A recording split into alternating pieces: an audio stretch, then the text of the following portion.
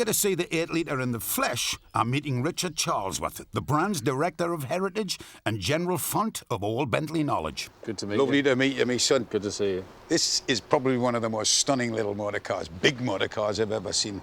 Have a look at the lines on this thing. I mean, it is just absolutely gorgeous. I love the way he's just put these little ridges on them. Yeah, just on the top. It's so beautiful. Yeah. This is one of the 100 8-litres built by W.O. Bentley. This is 1930-31. This is the second car built, but apart from being a wonderful motor car in its own right, it's particularly special because this was the great man's personal transport. Yeah, it's gorgeous. We've owned this car for a few years, and when it came to us, it was in quite a sorry state. It had been in a private collection for 35 years and hardly used. And what we did was we restored it back to its original paintwork. So this is old-fashioned paint technology that's gone into this.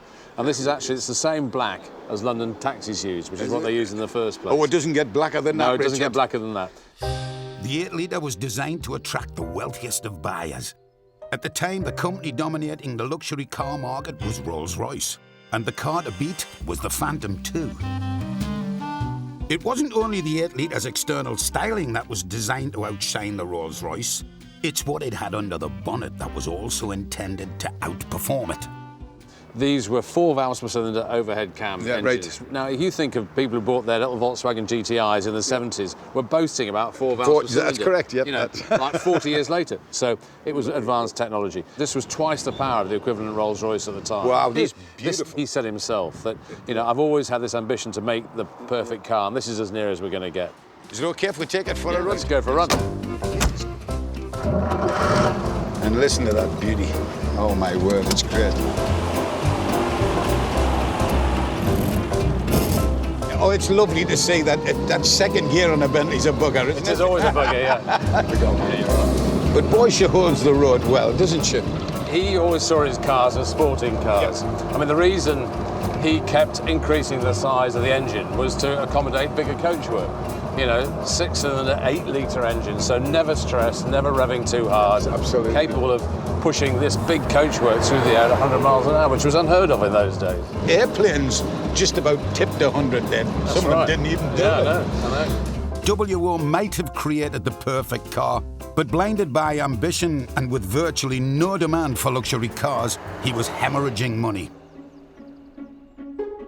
In 1931, the company was sold to an unknown bidder, and to add insult to injury, the new owner turned out to be none other than arch-rivals Rolls Royce.